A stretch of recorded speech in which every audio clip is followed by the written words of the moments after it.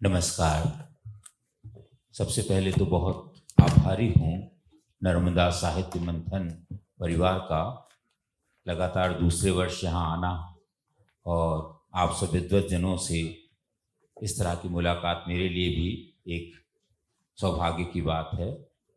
सौभाग्य यह भी है कि आज मंच पर जो अतिथि विद्वान उपस्थित हैं वे सब अपने अपने क्षेत्र के ऐसी हस्तियां हैं जिन्हें किसी परिचय की आवश्यकता नहीं।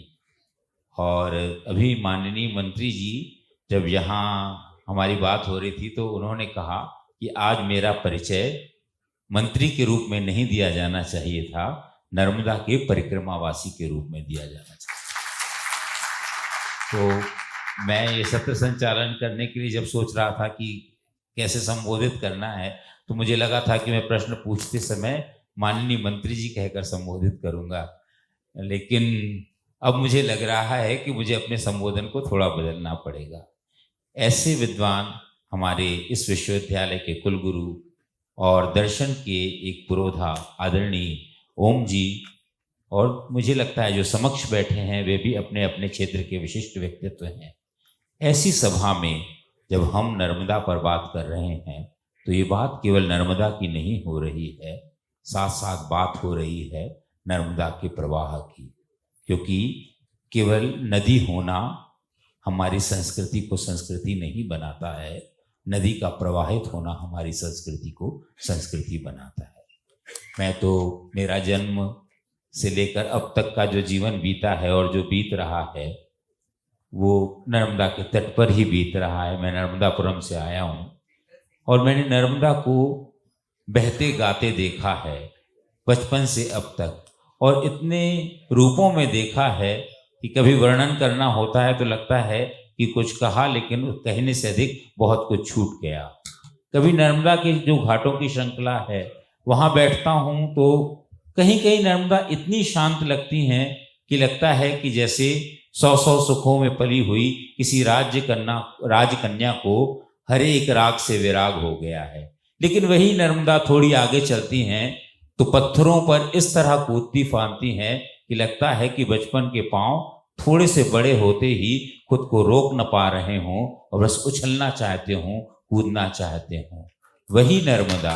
वही नर्मदा जब आसपास के गड्ढों को देखती है, डबरों को देखती है तो वे गड्ढे और डबरे उलाहना देते हैं, कहते हैं तुम्हारा वैभव इतना बड़ा और तुम्हारे पास होकर भी हम निर्धन रह गए, गरीब रह गए। अब नर्मदा तो नर्मदा है, हाथ बढ़ाकर अपने आसपास के गड्ढों और डबरों को भी इतना भर देती है कि वे थोड़ा सा हाथ बढ़ाते हैं तो गड्ढे डबरे नहीं रह जाते, वे खुद नर्मदा हो जाते हैं। नर्मदा कहीं कहीं ऐसी तेज भागती हैं कि लगता है कि जैसे कर्म योगिनी हो और सोच लिया हो कि कर्म का दीवानापन नहीं साधेगी तो ये संसार ही रुक जाएगा। लेकिन कहीं कहीं नर्मदा जहाँ बहुत गहरी है वहाँ प्रवाह बहुत ठहरा हुआ है। जहाँ नर्मदा बहुत गहरी हैं वहाँ प्रवाह बहुत ठहरा हुआ है। लगता है नर्मदा कुछ सोचती हैं, लगता है नर्मदा अपने किनारों पर पलते अविवेक को देखती हैं और सोचती हैं इस गहराई में इस अपना सारा अस्तित्व समेटकर पाताल को चले जाएं। लेकिन नर्मदा सोचने के बाद पाताल को नहीं जाती हैं, नर्मदा लौट आती हैं अपने अविवेक किनारों पर पलते अविवेक को क्षमा करते हुए नर्मदा लौट आती हैं। क्योंकि नर्मदा तो सूर्य पथ को साधती हैं, जैसे सूरज पूरब से पश्चिम को जाता है ऐसे भी नर्मदा भी तो पूरब से पश्चिम को जाती है। जो हमारी चेतना है, जो हमारी गायत्री कहती है तत्सवितुर्वरेण्यम, इस सूर्य पथ को, इस ज्योतिर्मय पथ को, इस उजाले को जैसे सूरज साधता है वैसे नर्मदा साधती हैं। जैसे सूरज पूरब से पश्चिम को जाता है ऐसे नर्मदा का प्रवाह भी पूरब से पश्चिम को जाता है। तो कहता है तमसो मां ज्योतिर्गमय, तमसो मां ज्योतिर्गमय। हम इस यात्रा पर हमारे विद्वान अतिथियों के साथ साथ चलेंगे और इस सत्र का आरंभ हम कर रहे हैं हम सबके बहुत प्रिय भाई साहब, मैं अब माननीय मंत्री जी नहीं कहूँगा, हम सबके बहुत प्रिय भाई साहब आदरणीय प्रहलाद पटेल जी से एक सवाल के साथ शुरुआत कर रहा हूँ कि राजनीति की जमीन तो बहुत दुर्गम है, ऐसी दुर्गम जमीन पर जीवन यात्रा को साथते साथते कैसे हृदय में नर्मदा का प्रवाह उतरा, तो मैं आपकी उस प्रेरणा के बारे में भी जानना चाहूँगा और साथ ही यह भी जानना चाहूँगा कि आपके वे अनुभव क्या थे जो इस सभा को नर्मदा के प्रवाह से जोड़ सकें। हम सबके बहुत आदरणीय प्रिय भाई साहब प्रहलाद पटेल जी। सभी को ओम श्री मान। आदरणीय ओम जी, आदरणीय राकेश जी, आदरणीय अशोक जी और सामने बैठे हुए हमारे सभी दायित्वधारी अधिकारीगण, उपस्थित भाइयों बहनों, प्रश्न आपने मुझसे किया है कि मेरा संबंध मां नर्मदा से कैसे हुआ, तो ये तो पीढ़ियों का है। जब मैं बचपन में था तो स्कूल जाने के पहले हमारे अमवार घाट 3 किलोमीटर था, तो हम लोग सुबह दौड़कर जाते थे बैसाख के महीने में और सुबह तक वापस आते थे ताकि स्कूल जाना है। तो ये परंपरा तो हमारे पुरखों की दी हुई है, इसमें मेरा कुछ नहीं है। लेकिन जब आप संतुलन की बात करते हैं सार्वजनिक जीवन में और मां नर्मदा से तारतम्य बनाने में, तो मेरे आराध्य परम पूज्य श्री वासी जी की वाणी है। हम जब द्वंद्व में थे तो उनने कहा था हमसे कि रेवा जोग भी देती है और रेवा भोग भी देती है, ये 2 धारी तलवार है। अब तुम्हें किस रास्ते पर चलना है उसकी मर्यादा है, क्योंकि उनकी भाषा में मां नर्मदा के बारे में वो कहते हैं कि नर का मद हरने वाली मां नर्मदा। तो अहंकार से मुक्त होना है तो नर्मदा के किनारे जाना पड़ेगा। तो जिसको कर्म का अहंकार हो, जिसको भक्ति का अहंकार हो, जिसको ध्यान का अहंकार हो, जिसको तप का अहंकार हो, वो ऐसा कोई भी ऋषि मुनि नहीं है जो नर्मदा के तट पर ना आया हो। अहंकार को समन करने का सिर्फ एक ही किनारा है, वो मां नर्मदा का किनारा है। तो सार्वजनिक जीवन वाले को तो नर्मदा के किनारे जाना ही चाहिए, क्योंकि सत्ता मद देती है, वो अहंकार पैदा करती है, और अगर उसका समन करना है तो मां नर्मदा के तट पर ही आपको जाना होगा। जहां तक सवाल मां तुम बहती रहो, ये हमारी इच्छा है, हम सबकी इच्छा है, हम सबका संकल्प है और हम सबका भविष्य भी है। अगर नर्मदा रुक जाएंगी तो जो प्रलय में जिसका अस्तित्व तो नहीं समाप्त हुआ, अगर वो हमारी आंखों के सामने हम देखेंगे तो प्रलय ही देखेंगे, नर्मदा का बहाव बंद होता हुआ नहीं देखेंगे। और इसलिए हमारी जिम्मेदारियां हैं। लेकिन सदियों से हमने नर्मदा से लिया ही है, हमने नर्मदा को दिया कुछ नहीं है। कई बार अहंकार होता है कि हम नर्मदा के परिक्रमावासी हैं। जब मैंने पहली परिक्रमा 30 साल पहले गुरुदेव की सेवा में शुरू की थी, तब मुझे 2-3 अलग किस्म की अनुभूतियां हुई हैं और निर्देश भी मिले। जब हम साथ चलते थे तो जिस भी तट पर आसन लगता था, ये तो किनारा कभी छोड़ा नहीं, गांव में गए नहीं, तो जहां पर जाते थे तो वहाँ गंदगी बहुत होती थी, तो 1-1.5 घंटे तो सफाई करने में लगता था, तब आसन लगती थी, लीप गोबर लाओ लीपो। लेकिन जब छोड़ते थे तब वो कहते थे तुम किस नंबर के परिक्रमावासी हो। हम अपना नंबर नहीं बता पाएंगे, हमारा रजिस्ट्रेशन नहीं होता परिक्रमावासी का, क्योंकि ये सदियों की परंपरा है, सनातन की परंपरा है। बोले तुम्हारे पीछे भी कोई आ रहा होगा, जितना समय तुम्हें इस गंदगी साफ करने में लगा है तो पीछे आने वाले को वो नहीं होना चाहिए। तो जितनी लकड़ियां बचती थी उनको जमा के रखते थे, पूरा लीपते थे, राख अलग करते थे। पीछे आने वाला जहां पर हम आसन छोड़ते थे उसको जल छिड़कने के अलावा झाड़ू लगाने की जरूरत नहीं पड़ती थी। ये परिक्रमा है, नंगे पैर चले, भिक्षा ले। लेकिन हम लोग तट पर गए हैं, माँ के लिए गए हैं। तो दूसरा जो उनने मुझसे पूछा, तुम मां नर्मदा को क्या मानते हो? मैंने कहा माँ मानता हूँ। तो जब माँ मानते हो तो जब तुम बचपन में थे तो तुम्हारा सब कुछ गंदगी तुम्हारी माँ ने प्रसन्नता पूर्वक साफ की है, लेकिन अब तो तुम्हारी दाढ़ी मूछे हो गई हैं। अगर तुम अपनी जन्म देने वाली माँ की गोद में हरकत करोगे तो क्या तुम्हारी माँ स्वीकार करेगी? क्या तुम्हारा समाज स्वीकार करेगा? तो बोले नादानी में जो गलतियां होती हैं वो अपराध नहीं होती हैं, लेकिन समझदार होने के बाद की गई गलतियां ये अपराध होती हैं, ये गलतियां नहीं होती हैं। जब बाद में हमने तो कभी नर्मदा में स्नान नहीं किए, जैसे सत्संग के बाद कोई भी पतक नहीं करता, हम प्रणाम करने के लिए तत्पर जाते हैं। लेकिन जब मां नर्मदा में गंदगी हुई और सफाई करने के लिए भीतर घुसने की नौबत आई तो लगा कि कैसे घुसेंगे। तो एक लाइन में जब संत दिशा देता है तो देर नहीं लगती। बोले अगर माँ बीमार हो जाए और उसकी गंदगी साफ करना हो तो किसी मर्यादा की जरूरत है क्या? मैं दूसरे दिन गया, सिर पर किए और नर्मदा में जल में प्रवेश किया और गंदगी साफ करने के लिए जुट गए। मुझे लगता है कि हम उत्तर हमारे पास हैं, लेकिन हम उत्तरों को स्वीकार नहीं करते हैं। और ऐसे अनेक प्रसंग हैं। बीच में मैं भी, मुझे लगा कि वापसी नहीं होनी चाहिए, तब उन्होंने बड़ी जिम्मेदारी के साथ कहा था, जो प्रश्न आपने मुझसे कहा है, जिससे शुरुआत की है, उन्होंने कहा था कि हम तुम्हें साधु बनाने नहीं लाए, हम साधुता सिखाने के लिए लाए हैं। तो मुझे लगता है कि राजनीति हो, सार्वजनिक जीवन में किसी भी क्षेत्र में हम काम करते हो, हमारी जिम्मेदारियां घटती बढ़ती नहीं है, बशर्ते कि हम चैतन्य हो, हमारी दिशा स्पष्ट हो तो कोई संकट नहीं। और इसलिए मैं मानता हूं कि जहां तक माँ के सवाल में कि माँ बहती रहे, वो ग्लेशियर से नहीं निकलती। सतपुड़ा, विंध्याचल और मैकल उसके वो स्रोत है, इसलिए उनको भाई कहा गया है। लेकिन जो नदियां हैं वो छोटी नदियां, इस समय पता नहीं जो परिस्थिति है, इसे मैं माया ही कहूंगा, इसे मैं कोई भक्ति नहीं कहूंगा, कि तट पर जाने की होड़ लगी हुई है। चाहे वो भवन बनाने वाले हों, चाहे बाकी लोग हों, परिक्रमावासियों की संख्या भी बड़ी तेजी के साथ बढ़ी। लेकिन मुझे लगता है कि ये व्यवस्था बनाने का काम है कि व्यवस्था बिगाड़ने का काम है, ये हमें सोचना होगा। अगर नर्मदा के बारे में हम मानते हैं कि नर्मदा बहती रहे, और इसलिए अगर अवसर कहीं है, किसी का मोबाइल,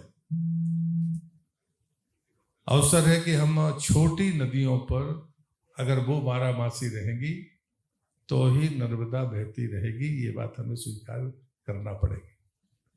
जहां तक सवाल गंदगी का है, नदी का अपना अस्तित्व है, वो अपना जीवन चाहती है।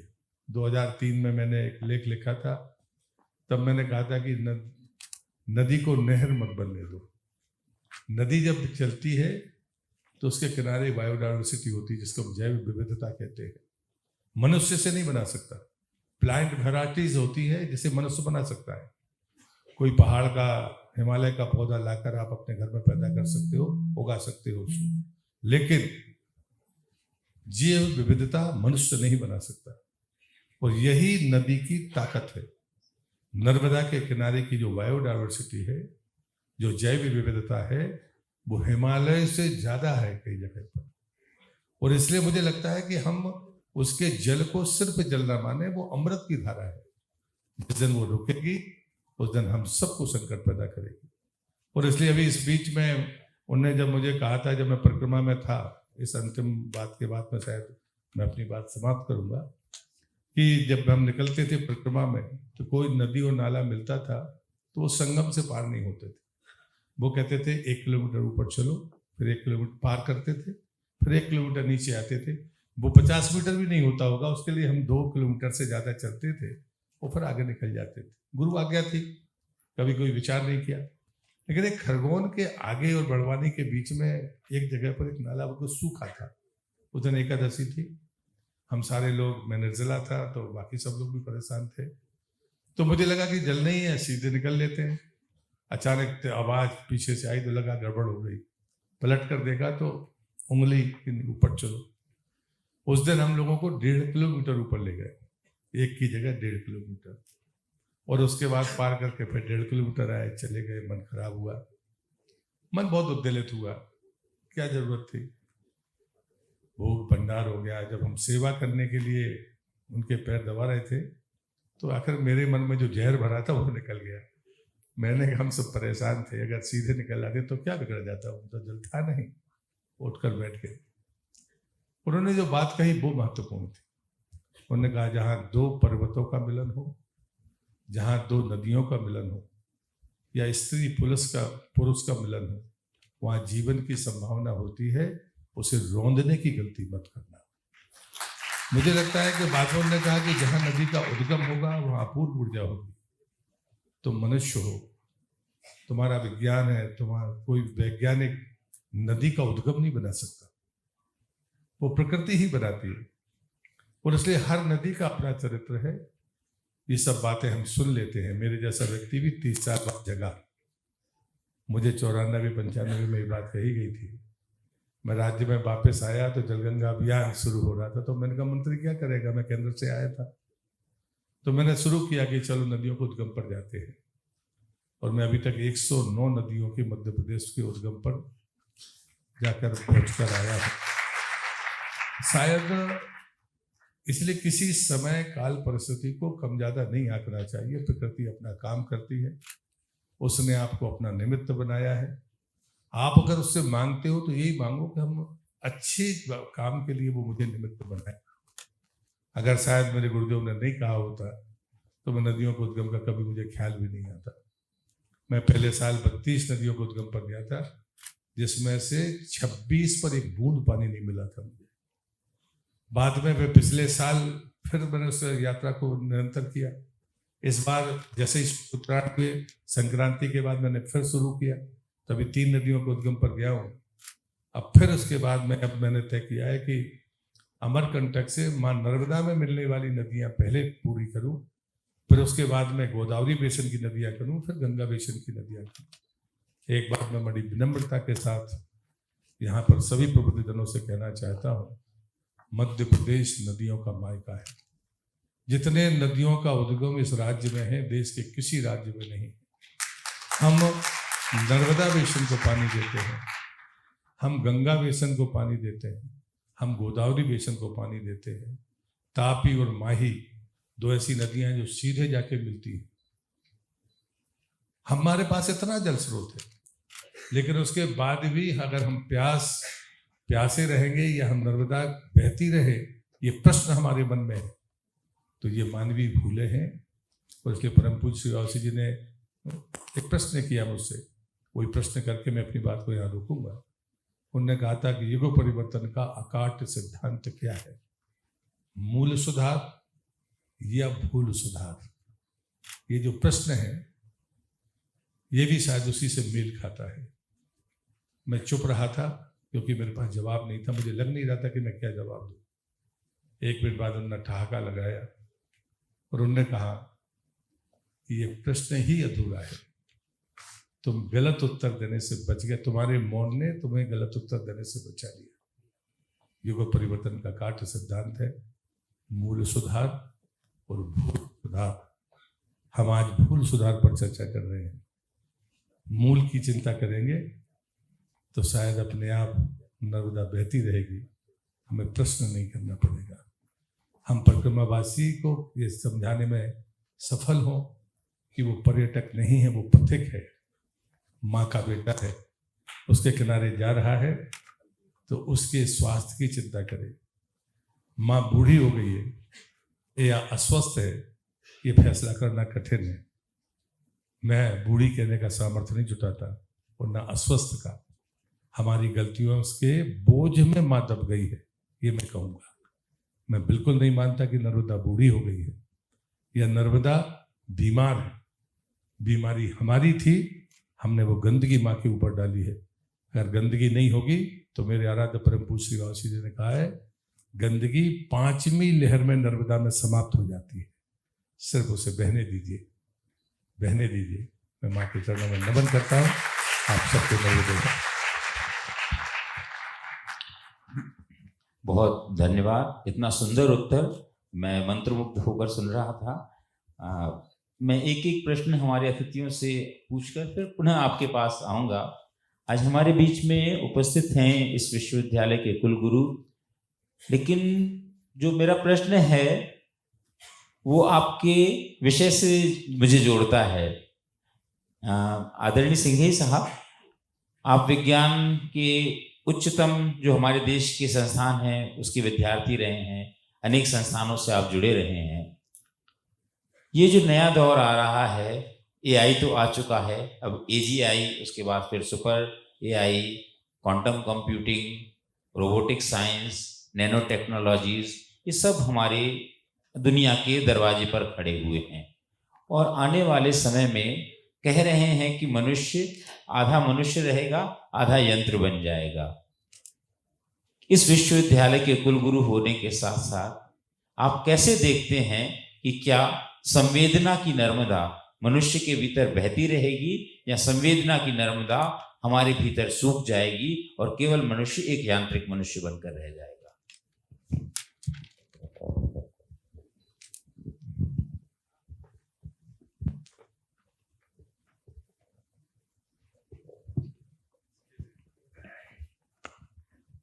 थोड़ा आप ऊपर पास कर लेंगे। सबसे पहले तो मैं सारी ऑडियंस को नमन करना चाहूँगा। हमारे माननीय मंत्री जी, प्रहलाद जी, अशोक जी और माननीय ओम जी, सबको मेरा सादर नमन।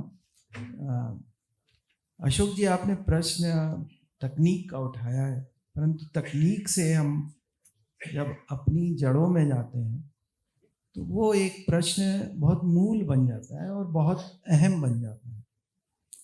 तकनीक कहीं से भी कहीं पहुंच जाए, परंतु जो हमारे समाज की परंपराएं हैं, जो हमारी विधाएं हैं, जो हमारी धरोहर है, वो अनअफेक्टेड रहती हैं।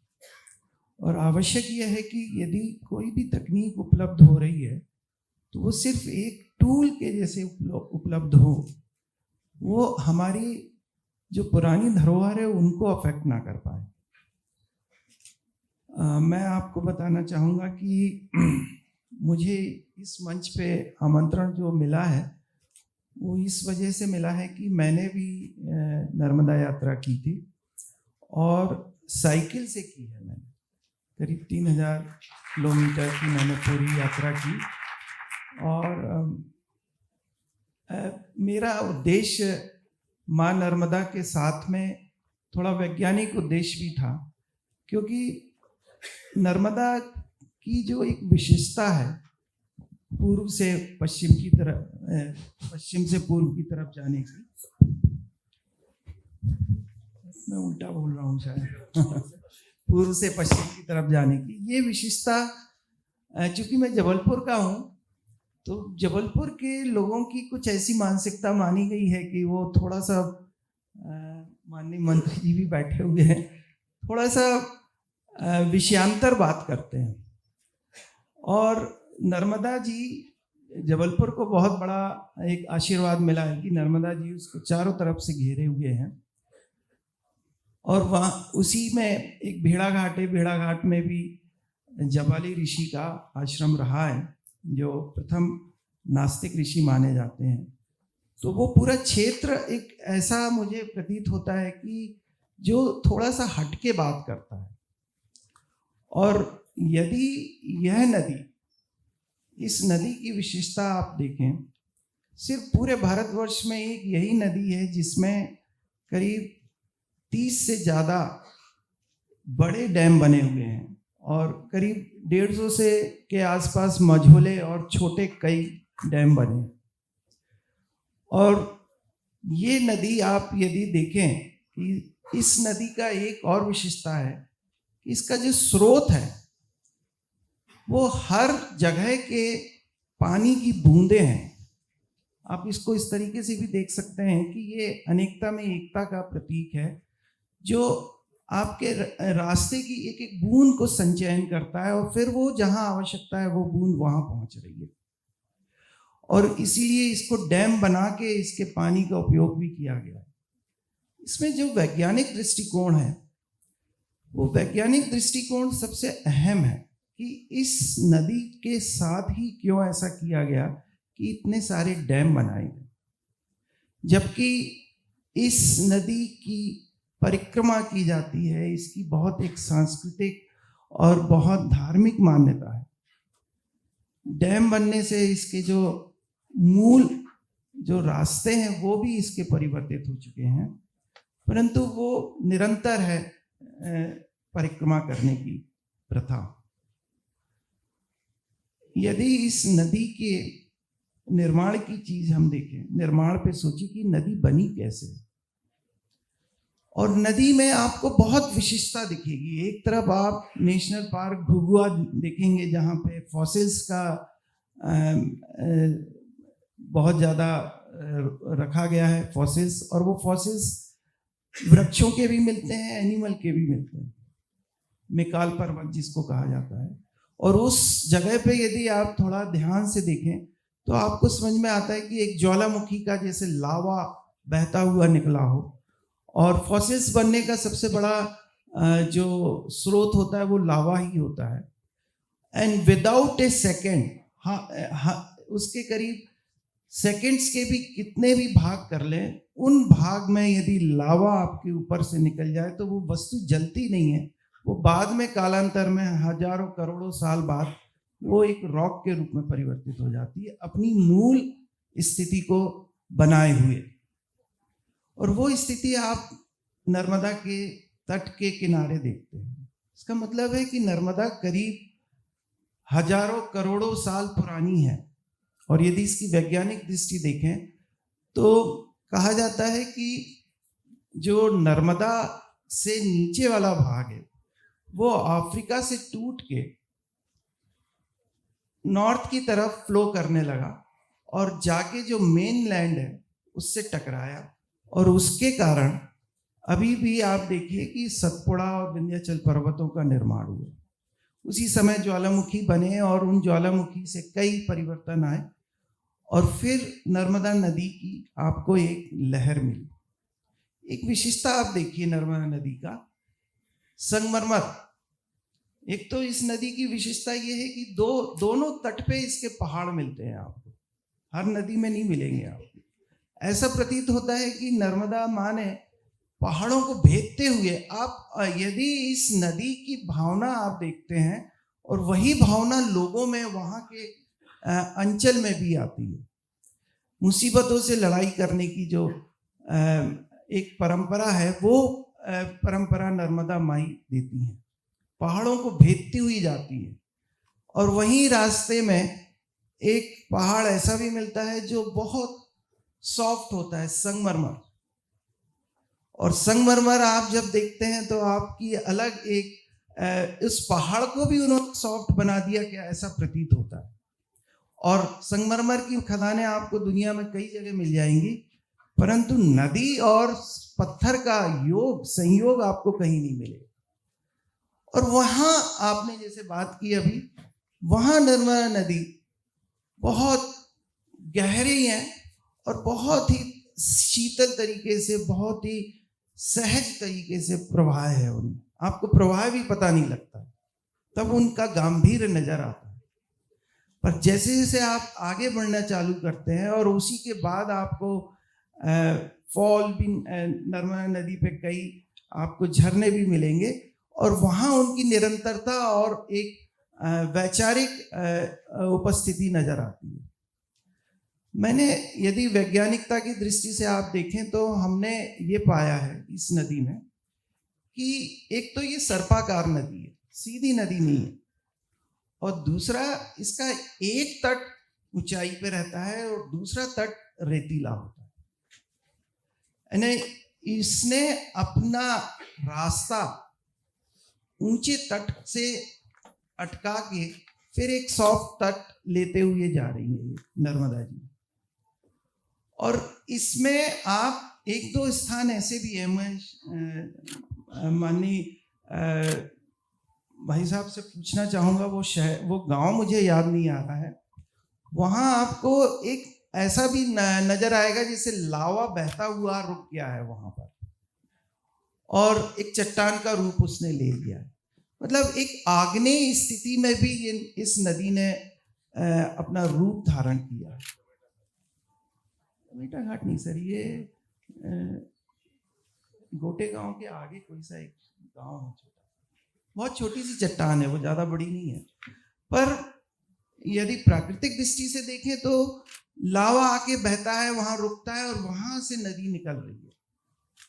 तो इसकी प्रकृति आप हमेशा देखिए कि ये विरोधाभासी प्रकृति में चल रही है, परंतु उस विरोधाभासी प्रकृति के रहने के बावजूद भी आप जो मैप है, मैप से यदि नर्मदा नदी को हटा दे तो पूरा मध्य प्रदेश, पूरा गुजरात, महाराष्ट्र का नॉर्थ हिस्सा, आप सोचिए वहां पानी का कोई स्रोत नहीं है।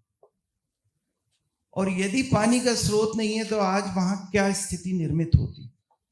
सिर्फ एक नर्मदा नदी का स्रोत है जो इस उल्टी दिशा में बहता है, और यही इनकी वैचारिक विद्वत्ता है मां नर्मदा की, कि उन्होंने वो पथ अपनाया जिस पथ पर पानी का कोई भी स्रोत नहीं है, और हजारों लाखों करोड़ों मानव सभ्यता को उन्होंने अपने आंचल में पनाह दी। ये एक विशेषता है। और नर्मदा जी के बाद आप यदि इसके कई भागों में इनको बांटें तो जब उद्गम स्थल देखते हैं आप, तो उद्गम स्थल की भी बड़ी विशेषता दिखती है मुझे, कि पहाड़ों से यदि नदी बह रही है तो वो कोई इसका ग्लेशियर से बहती है जहां पे पानी का स्रोत मिलता है। परंतु नर्मदा जी जब अमरकंटक से उनका प्रवाह होता है तो वो गुप्त प्रवाह निकलता है, वहां पानी का कोई स्रोत आपको नहीं नजर आएगा, पर फिर भी आपको वहां पे कुंड मिल जाएंगे, कपिल धारा आप देखेंगे और लगातार पानी बहता हुआ मिलता है। वो एक अदृश्य स्रोत लेके पैदा हुई है। और ऊंचे पहाड़ से होते हुए, और आप यहाँ मंडला तक यदि आते हैं तो पूरा घना जंगल मिलेगा, और उस घना जंगल में आपको सारी जगह आदिवासी मिलेंगे जो सिर्फ मां नर्मदा के पूजक हैं, किसी और डेटी को वो नहीं वो करते, और मां नर्मदा से ही वो आशीर्वाद और उनको जो जीवनी मिलती है। मैं आपको 2-3 किस्से सुनाता हूँ। हम लोग साइकिल से जा रहे थे, तो इतने में हम लोग आकर्षण का केंद्र होते थे बच्चों के लिए, छोटे बच्चों के लिए, क्योंकि साइकिल हमेशा उनके लिए एक आकर्षण रहता है। और हर व्यक्ति मेरे से पूछता था कि ये आपके गियर वाली साइकिल है ना? तो मैं बोलता था हाँ गियर वाली साइकिल है। उसके बाद एवरी चाइल्ड, छोटा हो या बड़ा हो, सिर्फ एक चीज पूछता था, आपने रोटी खाई क्या? उनको ये चीज का आभास था कि जितने भी नर्मदा परिक्रमा के वासी हैं, उन्होंने उनके लिए भोजन हो रहा है कि सिर्फ एक ही सेंटेंस बोलते थे, रोटी खा ली आपने? इसी तरीके से आप और इन परंपराओं को देखें। मेरे साथ मेरे 2 मित्र और चल रहे थे, अवनींद्र उपाध्याय जी और सुनील शर्मा। तो वो अवनींद्र जी मुझे हमेशा डॉक्टर साहब कहा करते थे। तो एक जगह हम पहुंचे, हमारा ये दिनचर्या होती थी कि हम सुबह 6 बजे से लेके करीब 12-1 बजे तक साइकिलिंग करते थे। उसके बाद भोजन बनाते थे, फिर आराम करने के बाद फिर शाम को करीब 4 बजे से लेके 7 बजे तक फिर साइकिलिंग करते थे। तो हमारे मित्र हमको बोल रहे थे डॉक्टर साहब। तो जहाँ हमने पनाह ले रखी थी उस जगह कुछ वहाँ के भोले ग्रामवासी थे, तो उनको लगा कि ये MBBS डॉक्टर है। तो 2-4 मरीज उन्होंने बुलवा लिए और उन्होंने बात की। तो मैंने बताया कि क्षमा करें, मैं MBBS डॉक्टर नहीं हूँ। बड़े निराश हुए। परंतु हर परिक्रमावासी से उनकी यही आशा बनी हुई रहती है कि वो कुछ नया हमारे इस अंचल को देके जा रहा है। और यही एक विशेषता है कि हम सिर्फ वहाँ रहते थे और उनकी परंपराओं को हम लेते थे, हमारे विचारों को उन्होंने लिया। कई जगह हमने छात्रों को देखा है कि उन छात्रों ने भी आके हमारे चारों तरफ बैठे, हमसे वार्ता करी, और वो ये जानना चाहते थे कि एक प्रोफेसर क्यों साइकिलिंग करता हुआ नर्मदा के किनारे से आ रहा। तो हम उस भावनाओं को समझ रहे थे, वहाँ की जनता, वहाँ के लोग, उनकी कोमल भावना, उनके कौतूहल, उनका आश्चर्य, उनका नर्मदा जी के प्रति प्रेम और समर्पण, ये भावनाएं ऐसी भावनाएं हैं जो आपको उस पथ पे ही मिलती हैं। और नर्मदा जी के आप यदि भाग करना चाहें तो आपको, मैंने जैसे बताया, मंडला तक आपको सीधा जंगल मिलेगा। उसमें उनके जल का उपयोग खासकर के इसके लिए नहीं किया जाता है, फसलों के लिए या, परंतु आप जैसे ही मंडला से आगे जाना चालू कर देंगे तो फिर वो किसानों में पानी उसका यूज होने लगता है, पीने के लिए भी यूज होता है और इसके लिए भी यूज करते हैं, ये सिंचाई के लिए। वहां से माँ नर्मदा कितनों का पेट भरने का प्रण लेके चलती है, और वो दाहिस तक आप देखिए, उनकी सारी तट जितने हैं, उन दोनों तटों की तरफ आप यदि देखना चाहें, खासकर काश्तकारी, तो आपको विभिन्न प्रकार के फलों का, विभिन्न प्रकार के अनाजों की फसलें मिलेंगी। आप जैसे जैसे नीचे जाते जाएंगे, नीचे की तरफ आप जाएंगे तो आपको थोड़ा सा व्यावसायिक फसलें मिलना चालू हो जाती हैं, और यदि ऊपर की तरफ देखें तो आपको ज़्यादातर भोजन की फसलें मिलेंगी। तो ये परिवर्तन है, ये परिवर्तन आपको उस पूरी नदी के चारों तरफ देखने को मिलता है। इसी तरीके से लोगों के विचारों में भी आपको परिवर्तन मिलता है। एक पूरा संसार बसा हुआ है उस जगह पर, और जैसे कहा जाता है कि नर्मदा जी के मात्र दर्शन से आपके पापों का हरण हो जाता है, मैं बोलूँगा माँ नर्मदा के दर्शन से आप इस लोक में पहुंच जाते हैं कि सब कुछ भूल जाते हैं। एक दो जगह हम लोग साइकिलिंग करते करते रास्ता भटक गए, पर वो रास्ता भटकना भी हमारे लिए इतना सुखदायी था, क्योंकि हम नर्मदा के उस तट के किनारे तक बोलिए जहाँ कोई भी यात्री नहीं जा पा रहा था, और हम लोग रास्ता भटकते हुए, पूछते हुए किसी तरीके से बाहर की ओर निकले। तो कई प्रकार की आपको वहाँ पे कलाएं मिलती हैं नर्मदा जी की, और उन कलाओं के माध्यम से यदि आप अपने जीवन में उतारने की कोशिश करते हैं तो वो चीज़, मुझे लगता है कि वो वैज्ञानिकता है। और जब हम इन चीज़ों से प्रेरणा लेते हैं तो आज का जो समाज है, आज का जो विज्ञान है, वो वहाँ पर गौड़ हो जाता है, उसकी कोई उतनी महत्ता नहीं रह पाती है। तो आज यदि हम AI और बाकी सारे टूल्स की बात करें, तो जब हम एक मूल रूप से नदी के किनारे बैठते हैं तो फिर इन आडंबरों का कोई रोल नहीं रहता उसमें। तो यही एक सबसे बड़ी माँ नर्मदा की विशेषता है, और एक अपना जीवन है, एक अपना संसार है, एक अपनी सोच है, अपनी संस्कृति है। जितने भी धर्म वहाँ पनप रहे हैं, उन सारे धर्मों का एक पहाड़ है जिसको बोला जाए, एक पूरी शिक्षा है वहाँ पर।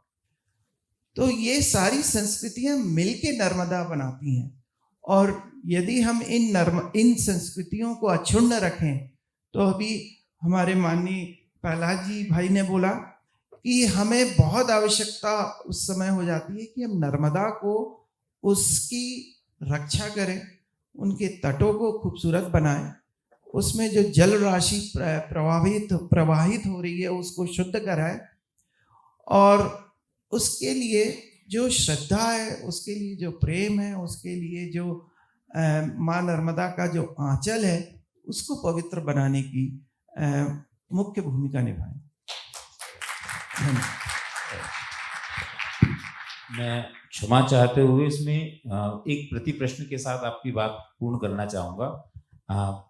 एक कन्फेस भी कर लेता हूँ सर। मैं जब मुझे जयशंकर भाई साहब जी ने और विकास दवे भाई साहब जी ने मुझे कहा कि आपको विश्वविद्यालय में जाना है और वाइस चांसलर से एक साहित्यकार के रूप में सवाल पूछना है, तो मैंने कहा उनके ही विश्वविद्यालय में जाकर वाइस चांसलर से साहित्यकार सवाल पूछे, ये कहीं खतरनाक तो नहीं है? लेकिन आपकी सौम्यता, आपका शील मेरे मेरे सामने था, तो इसलिए मैं जो प्रश्न पूछ रहा था वो महत्वपूर्ण इसलिए है कि विज्ञान बाजार की पूरी ताकत, राजनीति की पूरी ताकत के साथ जिस ओर जा रहा है, उसमें मनुष्य और उसकी संवेदना की जो नर्मदा है वो कैसे बचेगी, आप उसे कैसे देखते हैं? जी, मैं सर से वैसे क्योंकि मेरा मूल प्रश्न वही था, आप संक्षेप में मैं इसका उत्तर चाहूँ। जी, मैं आपकी भावना को, हालांकि बहुत उत्तर मैंने दिए हैं, मेरा जवाब सिर्फ यही है कि जो हमारी परंपरा है, जो हमारे संस्कार है, जो हमारा धार्मिक सोच है, वो इतनी रूप से हमारा वैज्ञानिक एआई और ये सारी चीजें हावी नहीं हो सकती, ना हो पाएंगी, क्योंकि नर्मदा की परिक्रमा आपके किसी विज्ञान में नहीं लिखा है, वो आपके मन में है और लोगों के जहन में है, और लोग वहाँ के आसपास के जो लोग हैं वो वैसी श्रद्धा रखते हैं उनके लिए। तो मुझे लगता है कि बाकी सारी चीजें वहाँ गौड़ हो जाती हैं जब हमारी भावना रहती है, जब हमारी खुद की संस्कृति होती है और वो संस्कृति आप पर हावी हो, तब तक मुझे नहीं लगता है कि कोई भी विज्ञान वहाँ अपनी घुसपैठ कर पाए। ये मेरा कहना। बहुत धन्यवाद। और हमारे बीच ओम जी मौजूद हैं, तो एक प्रश्न मैं ओम जी से पूछ रहा हूँ इस तरह से कि वे दर्शन के विद्वान हैं, और जब दर्शन की और नर्मदा की बात होती है तो स्वाभाविक रूप से हमारे ध्यान में पहला नाम आता है भगवान आदि शंकराचार्य का। आपने यात्राएं की हैं और बहुत सुंदर वीडियो बनाए हैं, मैंने आपके कुछ वीडियो भी देखे हैं। जो मेरा प्रश्न है तो प्रश्न इस तरह से आता है कि भगवान आदि शंकराचार्य जब नर्मदा अष्टक की रचना कर रहे थे तो उसमें एक पद आता है, वे कहते हैं अहो अमृतम श्रवणम श्रुतम महेश केश जातटे। वे कहते हैं कि मैंने अमृत सुना है, अहो अमृतम श्रवणम श्रुतम, मैंने अमृत सुना है। तो जो साथ में थे उन्होंने पूछा कि अमृत तो पान किया जाता है, चखा जाता है, आपने अमृत सुना है, ये कैसे संभव हुआ? तो भगवान आदि शंकराचार्य ने बहुत सुंदर उत्तर दिया। उन्होंने कहा अमृत पीना देवताओं का काम है, मनुष्य को अमृत सुनना चाहिए, अमृत पीना नहीं चाहिए, अमृत सुनना चाहिए। तो और इसको उन्होंने नर्मदा अष्टक में लिखा, अहो अमृतम श्रवणम श्रुतम महेश केश जातटे। तो वे कहते हैं कि हमने अमृत को सुना है, और वे कहते हैं कि अमृत को सुना है। तो सबने पूछा कि आपने अमृत को कहाँ सुना है? तो वे कहते हैं महेश केश जातटे, मैंने नर्मदा के तट पर नर्मदा को कल कल बहते हुए सुना है, और यही तो अमृत को सुनना है। तो मैं आपसे जो प्रश्न पूछना चाहता हूँ, आपने दर्शन और भौतिकता दोनों को साधा है। आप जो इस समय हमारा समाज है उसकी जो विशेष बात है कि वो कहीं भी जाता है तो पहले अमृत सुनता नहीं है, अमृत देखता नहीं है, रील बनाता है, वीडियो बनाता है। तो ये रील बनाने और वीडियो बनाने के दौर में आप खुद भी वीडियो बनाते हैं, तो मैं जानना चाहता हूं, अपने व्यक्तिगत तौर पर भी जानना चाहता हूं कि भौतिकता को साधते हुए क्या दर्शन की नर्मदा बहती रहती है या फिर वो अमृत सुनने से हम चूक जाते हैं? जी।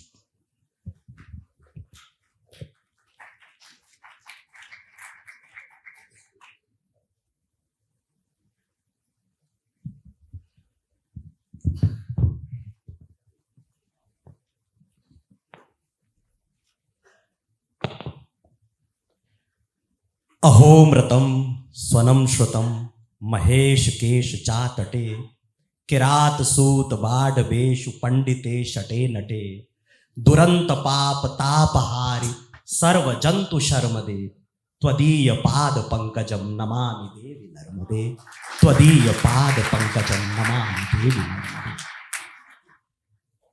जिसका बहना अमृत है, जिसका नाद अमृत है, जो भगवान शिव की जटाओं से निकलकर दो तटों के बीच से बहती है, जिसके तट पर आदिवासी, ब्राह्मण, पंडित, शठ सभी निवास करते हैं, और जिन पर बराबर मां की कृपा बरसती है, उस मां नर्मदा के चरणों में प्रणाम। जैसा कि आपने इसी श्लोक का जिक्र किया है, इसी श्लोक से मां नर्मदा को प्रणाम करते हुए मंच को प्रणाम करते हैं। प्रहलाद भाई साहब उम्र में भी हमसे बड़े हैं और परिक्रमावासी भी हमसे पहले के हैं। इस नाते माई के दोनों पुत्र हैं और आप हमारे अग्रज हैं। आपको प्रणाम। मां की परिक्रमा साइकिल से की और संसार चक्र को देखते हुए द्विचक्र वाहिनी से माई का दर्शन किया। कुलगुरु श्रद्धेय डॉक्टर राकेश सिंघई जी और थोड़ा प्रश्नों की नर्मदा बहाने वाले अशोक भाई साहब। मेरे से पहले के वक्ताओं ने इतना कुछ माई नर्मदा पर कह दिया है, भौगोलिक रूप से, वैज्ञानिक रूप से, कि अब दर्शन के सिवा मेरे पास कुछ बचता भी नहीं बोलने के लिए। और मेरी इस दुविधा को संभवतः अशोक भाई साहब भांप रहे थे और उन्होंने वही प्रश्न मेरे समक्ष रखा है। आदि गुरु शंकराचार्य जब आए थे ओंकारेश्वर, जैसा आप सब जानते हैं, उनकी उम्र 8 वर्ष की थी। केरल से पैदल चलते हुए अपने 2 साथियों के साथ ओंकारेश्वर तक पहुंचे थे।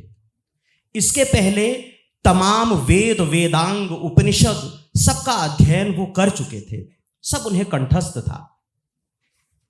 जिस गुरुकुल में वो अध्ययन कर रहे थे, वहां गुरु लगभग टालते हुए उन्हें ये कह चुके थे कि अब आप यहां अध्ययन नहीं कर सकते, आपकी शिक्षा यहां पूर्ण होती है, आपको ओंकारेश्वर जाना पड़ेगा। और वो चल पड़े ओंकारेश्वर के लिए। ओंकारेश्वर आए। एक गुफा में भगवतपाद रहते थे, आचार्य भगवतपाद, जो बाद में उनके गुरु बने। उन्होंने आवाज लगाई, कोई है, कोई है। भगवतपाद ने पूछा, कौन है, कौन है? तब जो श्लोक कहा था आचार्य शंकर ने, शंकराचार्य ने, वो निर्वाण षटकम के रूप में जाना जाता है, शिवोहम शिवोहम। वहीं रहते हुए एक दिन माई नर्मदा उनके गुरु आचार्य भगवतपाद के आश्रम तक आ रही थीं। वर्षाकाल था और बहते हुए जब आश्रम के करीब आ गई, तब उन्होंने, आचार्य शंकराचार्य ने, लगभग 10-12 वर्ष की उम्र है, खड़े होकर वो प्रार्थना करते हैं, सबिंदु सिंधु सुस्खलक, यही नर्मदाष्टक की रचना करते हैं, प्रणाम करते हैं और माई नर्मदा पुनः लौट जाती हैं अपने तट पर। ये नर्मदाष्टक तब से लेकर अब तक हर परिक्रमावासी की प्रार्थना है। हर परिक्रमावासी इसी नर्मदाष्टक से अपने परिक्रमा का प्रारंभ करता है और इसी से शाम को विश्राम के पहले आसन लगाने के बाद आरती करता है, प्रणाम करता है। आचार्य शंकर जैसे जाने कितने संत माई नर्मदा के तट पर आ चुके हैं, यहां रह चुके हैं, साधना कर चुके हैं। ये साधना स्थली कितनी बड़ी है, इसका उदाहरण कुछ उन लोकोक्तियों से, कुछ लोक कहावतों से समझा जा सकता है। कहते हैं कि मां नर्मदा जीवित नरमुंड पहने हुए हैं। जैसे मां काली के गले में आप एक मुंड माला देखेंगे, वैसे ही नर्मदा के गले में भी एक जीवित नर के मुंडों की माला है, क्योंकि इतने सारे परिक्रमावासी निरंतर उसके तट पर चलते रहते हैं और वो भ्रमण करते रहते हैं। जीवित नरमुंडों की माला माई नर्मदा धारण किए हुए हैं। वहां अदृश्य रूप से भी इतने संत हैं कि कहते हैं कि उनके कमंडल आपस में टकराते हैं। इतना जगह नहीं है, इतनी जगह नहीं है कि कोई तीसरा उसमें आकर रह सके। अभी मेरी परिक्रमा 2020 में हुई। मैंने नर्मदा का वो स्वरूप नहीं देखा है जो भाई साहब ने देखा है, जब धावड़ी कुंड था, जब नर्मदा के बहुत सारे प्राकृतिक स्रोत थे, जहां नर्मदा का शिवलिंग बनता था, नर्मदेश्वर तैयार होते थे, और जहाँ तमाम आध्यात्मिक ऊर्जा थी। लेकिन हमने जो देखा है वो कम नहीं है। हमने उन संतों के भी दर्शन किए हैं जो आदि गुरु शंकराचार्य की परंपरा से आते हैं, जो वैष्णव परंपरा से आते हैं।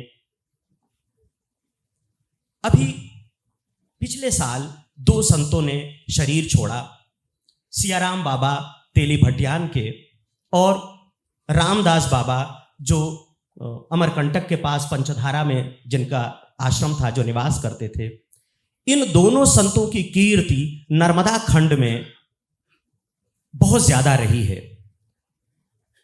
सियाराम बाबा ने तो ये सिखाया है कि किस तरह से दान लिया जाता है और किस तरह से दान का उपयोग किया जाता है। आज जब बड़े बड़े आश्रम आपको देखने को मिलेंगे, बड़े बड़े संत मिलेंगे, उनके यहाँ दक्षिणा के लिए बारकोड लगे दिखेंगे, ऐसे समय में सियाराम बाबा ने दान लेने में जो संयम बरतना चाहिए वो बताया है। और आप उनके सामने 1000 रुपए रख दीजिए, वो उससे केवल 10 रुपए ही निकालते थे। 10 रुपए अपने पास रखते थे, बाकी सारा का सारा धन वापस कर देते थे देने वाले को। और इसके बाद जब महेश्वर बांध बना और उसका मुआवजा आया तो वो करोड़ों में था, लगभग 8 करोड़ रुपए, और वो उन्होंने गरीबों को दान दिया, गरीबों की बस्ती बसाई, उनके शिक्षा के लिए काम किया। तो दान लेना संयम के साथ और दान का उपयोग करना समाज के लिए सियाराम बाबा संत होते हुए भी समाज को सिखा कर गए। ये इस तरह का दर्शन है जो हमारे संत उस घाट पर बैठकर रचते हैं, उस घाट पर बैठकर हमारे सामने उदाहरण के रूप में प्रस्तुत करते हैं। जिन दूसरे संत रामदास बाबा की मैं बात कर रहा हूं, जब कपिल धारा से नीचे उतरिए, आप कभी अमरकंटक जाना हुआ हो, और भाई साहब की तो परिक्रमा ही माई के तट से है, आपने तो देखा है, दर्शन किए हैं। कपिल धारा से दूध धारा, और दूध धारा के नीचे जब जाते हैं तो पंचधारा है। पंचधारा में वहां पर नर्मदा 5 भागों में विभक्त होती हैं और बीच में रामदास बाबा का आश्रम है टीले पर, और एक पलंग है, छोटा सा तखत है, उस तखत पर वो बैठे रहते हैं और हर परिक्रमावासी को नर्मदे हर का उच्चार करते रहते हैं, उसको आमंत्रित करते रहते हैं। ये तब की बात मैं बता रहा हूं जब वो शरीर में थे। मात्र 9वीं कक्षा तक पढ़े हैं और 56 भाषाओं के ज्ञाता हैं। 56 भाषाएं। जब उनके साथ रहना हुआ तो मैंने कहा, बाबा ये भाषा इतनी सारी कहाँ से सीख ली? भाषा का तो अपना व्यवहार होता है, उसको सीखना है, उसको वापरना है, तब जाकर वो अभ्यास में रहती है। आपके पास कैसे आई? तो उन्होंने कहा, कैसे आई मुझे नहीं मालूम, लेकिन माई नर्मदा ने दी है और ज्ञानेश्वरी ने दी है। ज्ञानेश्वरी के उपासक थे और माई नर्मदा के उपासक थे, इन्हीं दोनों ने दी है। और जब भी आवश्यकता पड़ती है, जो जिस भाषा में बात करता है, भीतर से वो भाषा आने लगती है, उसके लिए हमें कोई प्रयास नहीं करना पड़ता।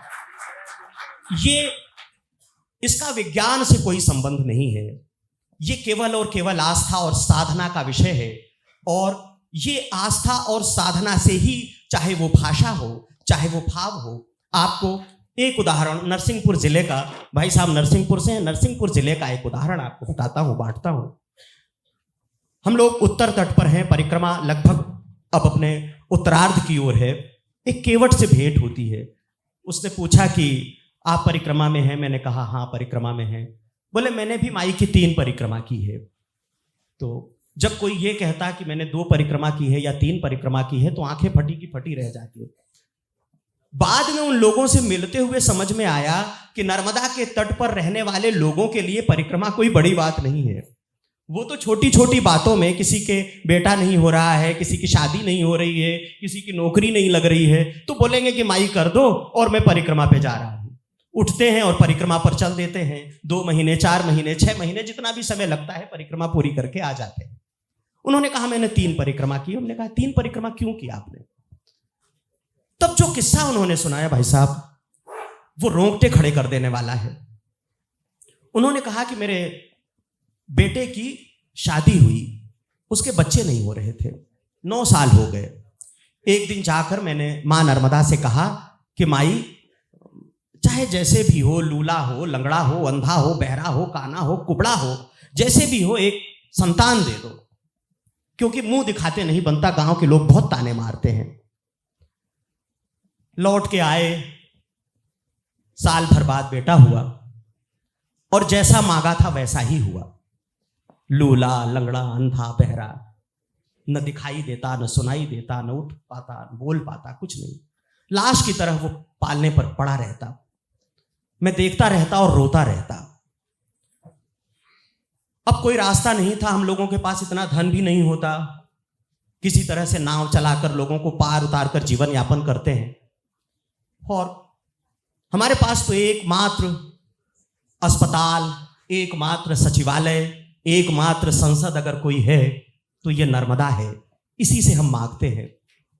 दोबारा पहुंचे, जाकर माई से कहा, माई गलती मेरी थी, मुझसे मांगते नहीं आया, मैंने जैसा मांगा था आपने वैसा ही दिया, पर अब जैसे भी हो ठीक करना भी तुम्हारा ही काम है, ठीक कर दो, नहीं तो हम कैसे जिएंगे।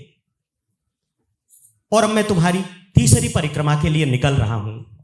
मैंने हाथों में जोत ली और जोत लेके परिक्रमा प्रारंभ कर दी। जोत लेके परिक्रमा करना थोड़ा कठिन होता है, हवाओं से बचाना होता है दिए को, समय लगता है। और 2-2.5 साल बाद मैं लौट कर घर आया, मेरी परिक्रमा पूरी हुई। मेरा पोता दौड़कर बाबा कहते हुए मेरे गोद में चढ़ गया, मुझसे लिपट गया। ये ऐसा विश्वास है जिसके लिए कोई भी तर्क काम नहीं करता, केवल और केवल आपकी आस्था है। बहती हुई नर्मदा है और ये नर्मदा केवल तथास्तु कहना जानती हैं। आप उनसे जो मांगेंगे वो हाथ उठाकर तथास्तु कह देंगी। अब मांगते आपसे आता है या नहीं आता, मांगने का चयन आपके ऊपर है। जैसा भाई साहब ने कहा था, आप योग मांगते हैं या भोग मांगते हैं, ये आपके ऊपर निर्भर करता है। देने वाली तो हाथ उठाकर खड़ी है, बैठी है, बह रही है कि जाओ तुम्हारी इच्छा पूरी हो, तुम्हारी मनोकामना पूरी हो। किस तरह की संस्कृति और किस तरह का दर्शन नर्मदा के तट पर बहता है, एक छोटा सा उदाहरण और। हम लोग शूलपाणी में हैं और शूलपाणी जैसा कि आप जानते हैं, जो परिक्रमा के बारे में जिन्होंने सुना होगा वो जानते हैं कि वो सबसे कठिन क्षेत्र है नर्मदा परिक्रमा का।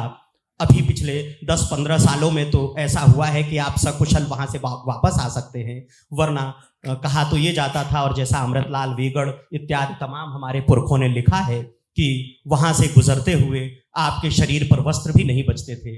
जो वहाँ के आदिवासी हैं, भील हैं, वो आपको इस तरह से लूट लेते थे कि आप तन पर कपड़े लेकर भी नहीं आते थे।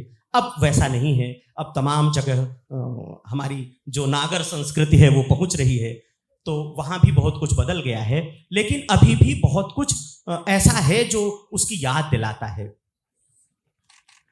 शूलपाणी से जा रहे हैं, संध्या का वक्त है, ऊपर से एक आवाज आई, नर्मदे हर महाराज जी।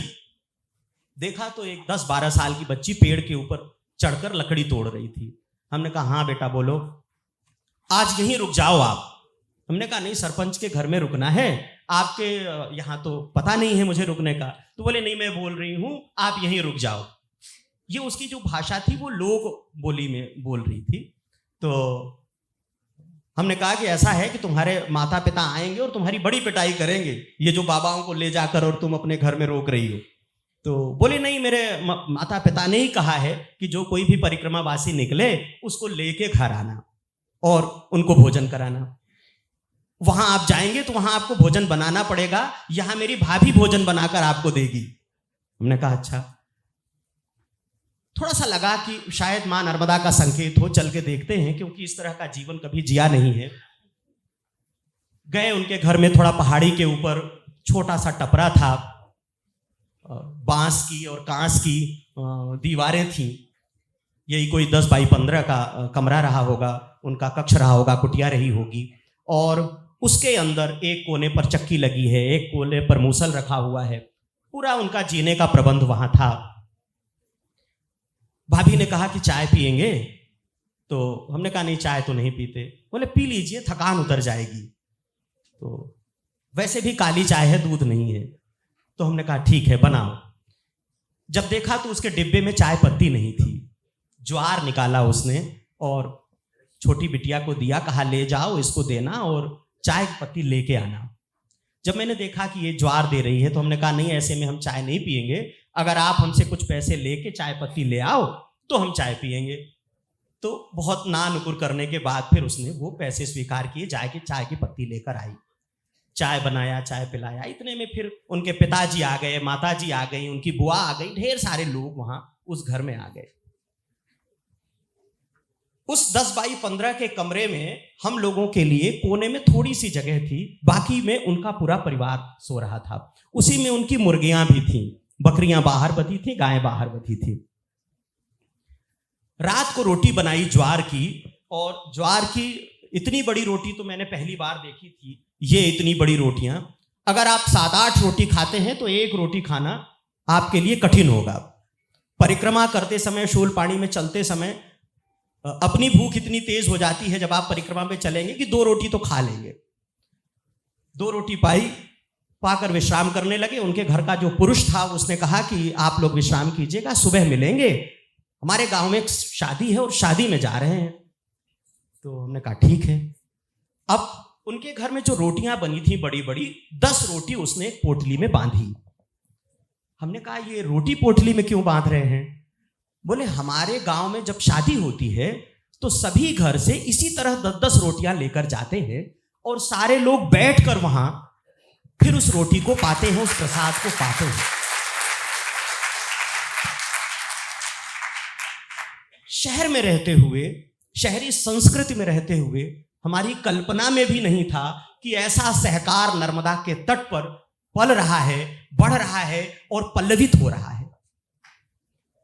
इस तरह के ढेरों उदाहरण हैं जब नर्मदा साक्षात दिखाई देती है। अगर आपकी दृष्टि ठीक है तो वो नर्मदा की सृष्टि बहुत साफ साफ दिखाई देगी, इसमें तनिक भी संदेह नहीं है।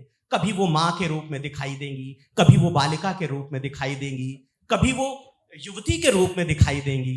आप शूल पानी की चढ़ाई चढ़ रहे होंगे और कोई एक बालिका हाथ में कलश लिए जल लेकर खड़ी हो जाएगी।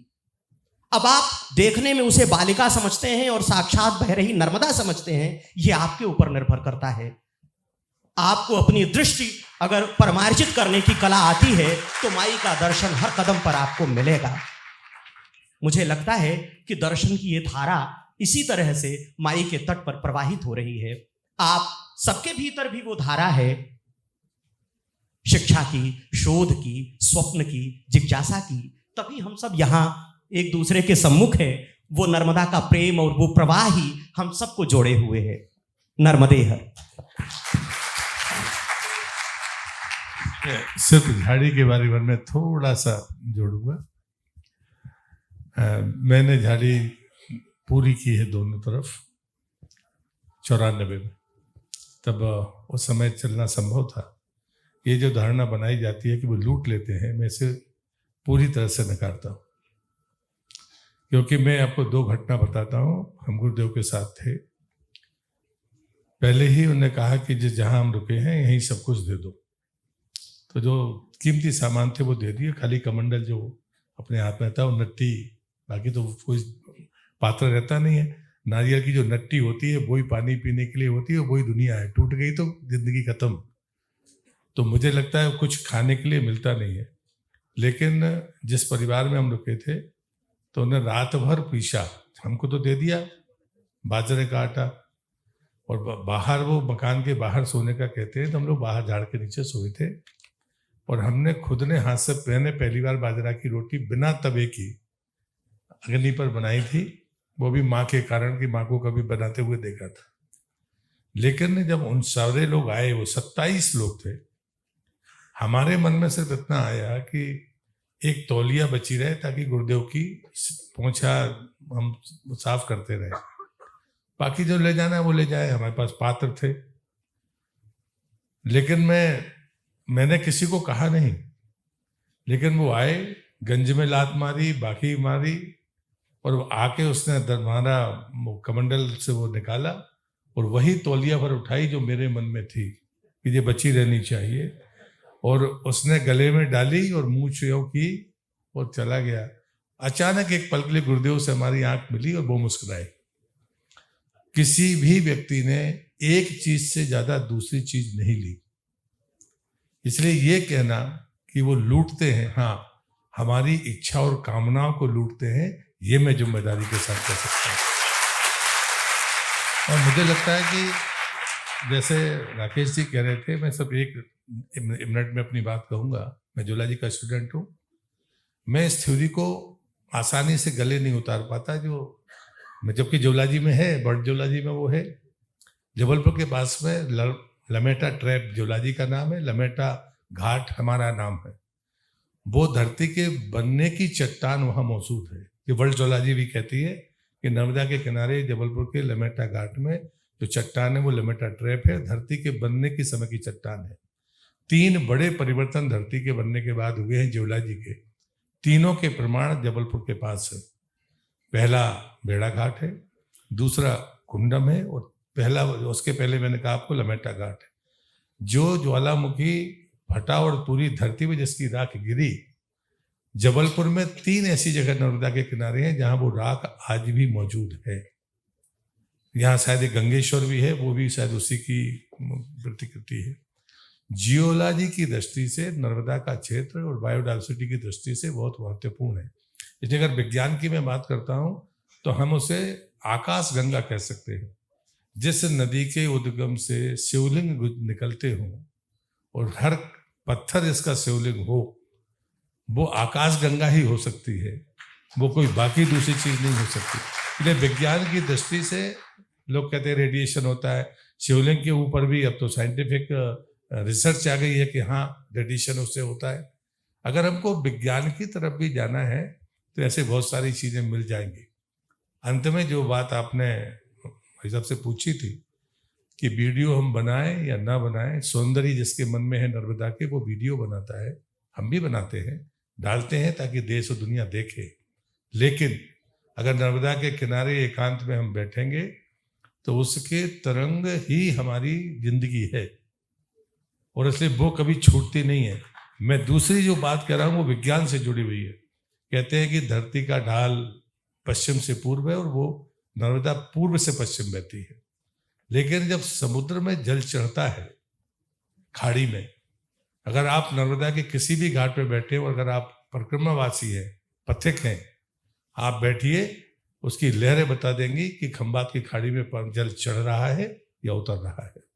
इतना करंट नर्मदा में है। और इसलिए मुझे लगता है कि हम विज्ञान की दृष्टि से भी अगर देखेंगे तो कभी जब आप सामने बैठ के जल को देखते रहते हैं तो इतने सारी पोथी पुराणों के जवाब मिल जाते हैं जिसकी हम कल्पना नहीं कर सकते। तो विज्ञान की दृष्टि से भी हम वहाँ उत्तर ढूंढ सकते हैं जिसमें आपका विज्ञान काम नहीं आएगा। कौन जानेगा, आपकी तकनीक है कि आप टेलीफोन से पता कर पाएंगे, वायरलेस सेट से पता कर पाएंगे कि वहाँ पर खंबात की खाड़ी में जल चढ़ रहा है कि उतर रहा है। लेकिन आप ब्रह्मकुंड के कुंड में बैठ जाइए या किसी दूसरे कुंड में बैठ जाइए, वहाँ की लहर देख के आप कह सकते हैं कि खंबात की खाड़ी में जल चढ़ रहा है कि उतर रहा है।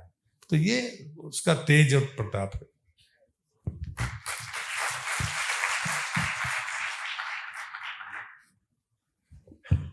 मेरे पास बहुत सारे प्रश्न हैं, और लेकिन मुझे लगता है कि मेरे प्रश्नों से अधिक महत्वपूर्ण हैं श्रोताओं के प्रश्न। उनका भी आप पर, हमारे सारे विद्वानों पर बहुत अधिकार है। इसलिए मैं अपने प्रश्न आज के लिए स्थगित कर रहा हूँ। भाई साहब के पास बैठ कर के फिर सारे सवाल फिर कभी करूँगा। लेकिन अब मैं आप सभी को आमंत्रित करता हूँ कि हमारे विद्वान वक्ताओं से आज अगर आप पूछना चाहते हैं, जानना चाहते हैं, तो आप सभी के प्रश्न आमंत्रित हैं।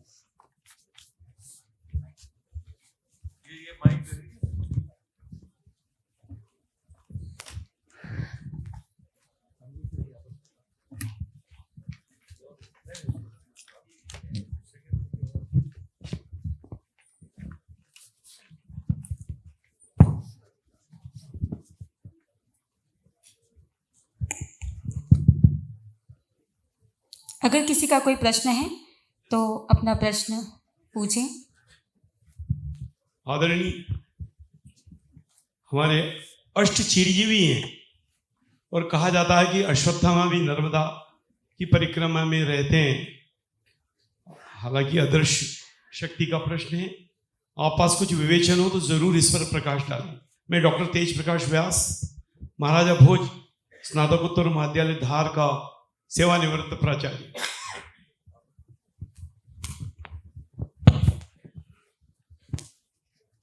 ये सिर्फ किंवदंती नहीं है, ये सत्य है। मैं जब परिक्रमा में गया तो जब झाड़ी में प्रवेश हम बड़वानी से करने लगे तो हमारे गुरुदेव ने 5 बातें कही, तो भगत जी को भी अच्छी तरह से पता होंगी, मेरा विश्वास है। जैसे उनकी वाणी है उससे तय है कि कहीं ना कहीं उनको भी ये संदर्भ आया होगा। तो हमसे कहा गया कि जब वो मिलेंगे, पहले तो स्थान बताया कि राजपीपला से पहले इतने हिस्से में ही मिलेंगे, स्थान भी तय है ऐसे, और माई के दक्षिण तट पर मिलेंगे, उत्तर तट पर नहीं मिलेंगे। और उन्होंने कहा कि जब वो पहले मिलेंगे तो आपसे घी मांगेंगे, उनके सिर में एक सफेद कपड़ा बंधा होगा, जनेऊ पहने होंगे, औसत से ज्यादा ऊंचाई होगी, और साथ में पैरों के जो साइज है वो बहुत अलग होगी, जरूरत से ज्यादा होगी। ये 5 चीजें हमसे कही गई कि जब भी होगा तो, बाकी जाप करते हुए चल रहा है।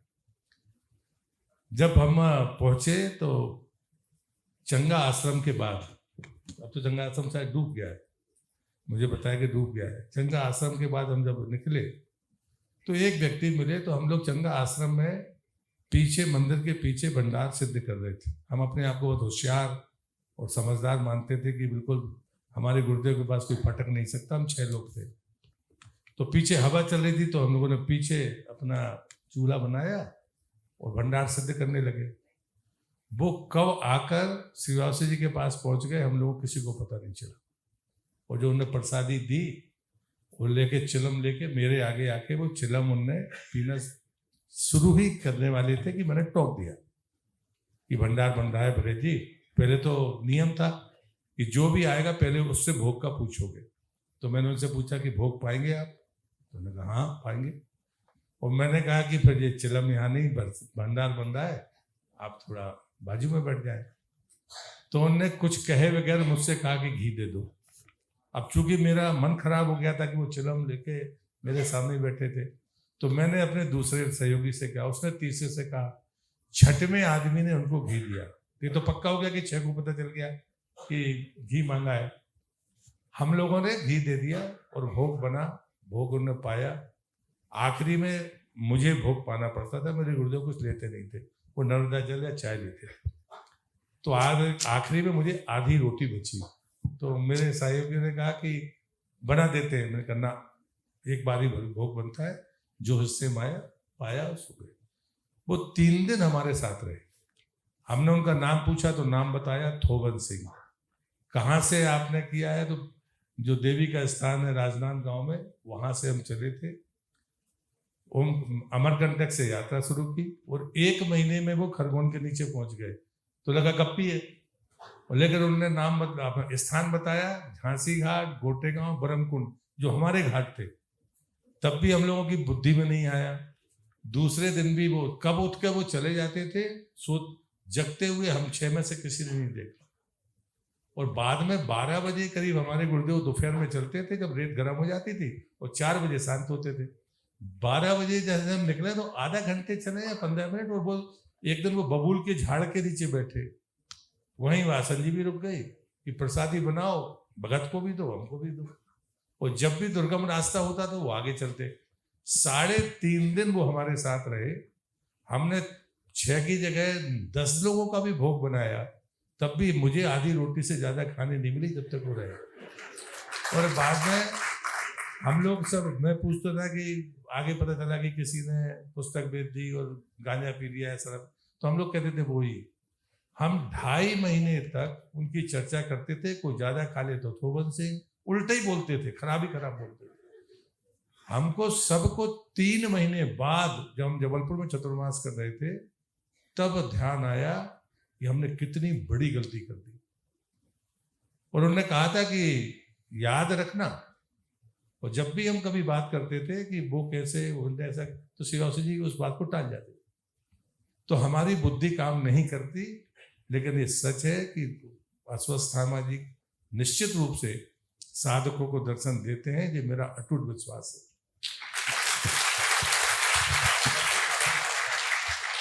बहुत बहुत धन्यवाद सर। अगर किसी कहीं ना कहीं तो 100% दावे से कह रहा हूं, आपका घाट कौन सा मुझे नहीं पता।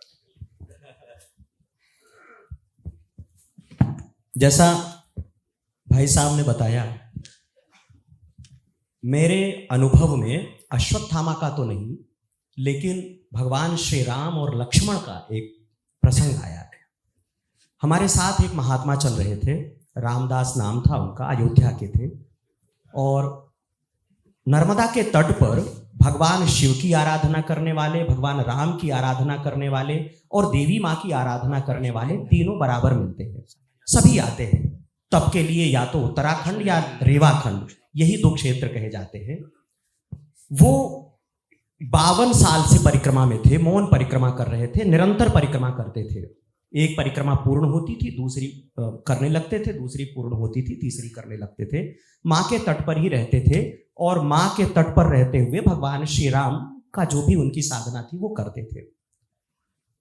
एक दिन वो पर्ची लिख रहे थे और बताने लगे कि नवरात्रि का समय था और हम सुबह उस दिन जो शौच होता है उसको डोलडाल बोलते हैं वहाँ उस पूरे परिक्रमा क्षेत्र में, तो डोलडाल के लिए गए हुए थे।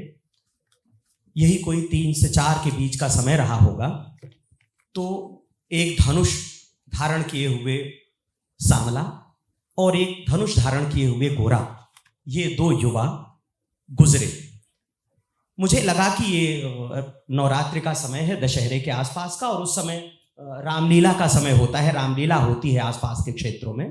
तो रामलीला खत्म हुई होगी और यहां से ये लोग निकले होंगे, जो उनका अभिनय कर रहे हैं वो पात्र। थोड़ा आगे निकल गए, जब पीछे मुड़कर देखा तो वो दोनों गायब थे, दोनों ही नहीं थे। कुछ क्षण बाद ही मुझे ये लग गया कि आज सामने से निकल गए और दर्शन नहीं कर पाए। जैसा बाबा तुलसी के साथ हुआ रहा होगा कि 2-2, 3-3 बार चित्रकूट के मार्ग पर राम जी टकराते रहे और वो नहीं पहचान पाए। हनुमान जी को बोलना पड़ा चित्रकूट के घाट पर, भाई संतन की भीड़, तुलसीदास चंदन घिसे, तिलक देत रघुवीर। जब इतना बोला तब जाके समझ में आया कि ये रघुवीर हैं और इनको तिलक दे रहे हैं। वहां न तो हनुमान जी थे तोता के रूप में, और न हमारी इतनी चेतना थी कि हम पहचान सके। और उस संत को जब तक हम साथ रहे तो सिर्फ रोते देखा, उसके दोनों नयनों से अश्रु झरते रहते थे और लिखते रहते थे, अब कहाँ मिलेंगे, मिले फिर भी चरण न पकड़ पाए, फिर भी न देख पाए। तो अगर हमारी दृष्टि, हमारी पात्रता ऐसी नहीं है कि हम उन पात्रों को देख पाएं जो हमारे देखने के लायक है, दिव्य दर्शन है जिनका, उस दिव्य दर्शन के लिए दिव्य दृष्टि भी तो चाहिए। हम परिक्रमा करते हैं, साधना करते हैं, उसी दृष्टि को प्राप्त करने के लिए करते हैं। तो दर्शन चाहे वो अश्वत्थामा का हो, माई नर्मदा का हो या अपने इष्ट का हो, वो मिलता है, लेकिन हम देख तभी पाएंगे जब हमारी पात्रता हो, हम उस दिव्य दर्शन के लिए दिव्य दृष्टि हासिल कर पाए।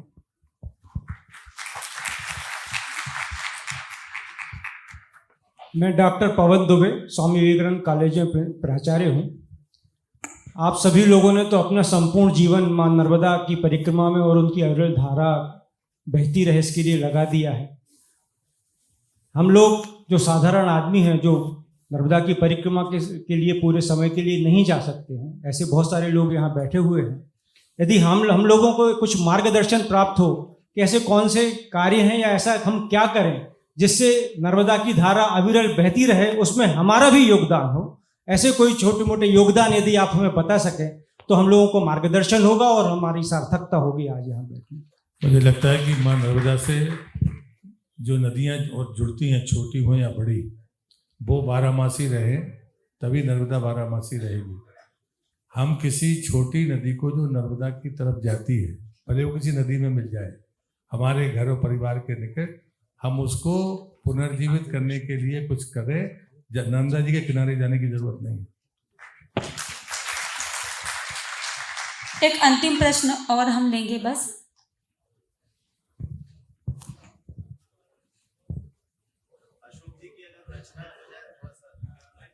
एक या दो पत्नी तो इसका सवाल बच मैं आदरणीय सर से अनुरोध करती हूँ कि अपनी कविता मंचासीन विद्वज्जनों से निवेदन है कि आपने परिक्रमा की है तो क्या आपको कभी नर्मदा जी के दर्शन हुए हैं, ऐसा जानना चाहता हूँ। भगत जी ने बिल्कुल साफ बताया है, झाड़ी में तो हर दिन माई के दर्शन होते हैं, हमारी चेतना जागृत नहीं होती। हमें नियम शिवासी जी आगे चलते थे, झाड़ी जब थी, अब तो झाड़ी है नहीं, झाड़ी डूब गई, तो वो आगे चलते थे, पीछे मैं चलता था। जैसे आपने बताया तो मेरे साथ में एक कन्या एक गोद में किसी को लिए पास में खड़ी है, 2 रास्ते थे, उसने कहा बाबा यहाँ से, तो शिवासी जी ने दंड हाथ में रहता है तो दंड के साथ प्रणाम किया और तेजी से साथ निकल गए। हम भी निकले, हर कदम पे कांटे लग रहे थे। मैं एक कदम आगे बढ़ा तब मेरी तंद्रा टूटी कि जंगल में का मैंने हाथ बढ़ाया तो स्पर्श नहीं कर पाया, 1 फुट का अंतर रह गया। वो दौड़ लगा के चली गई, वहां कोई घर तो था नहीं, हमारे दोनों पाँव में कांटे लगे, वहीं बैठ गए। बाद में गुस्से में बंडल भी पटक दिया, तो तंगुड़िया का कांटा होता था पूरा छिल गया, क्योंकि गुरुदेव को पकड़ना है तो वो गैप हो जाता तो बढ़ नहीं पाते। वहां पहुंचे, जाके शांति से बैठे, गुरुदेव ने कहा कि इतना ही कहा, चलो चेतना तो जागी। तो ये जो बात आपने कही है सबके साथ घटता है, हम अपने चक्षु नहीं खोल पाते, ये सच है। दर्शन तो हर कदम पर है।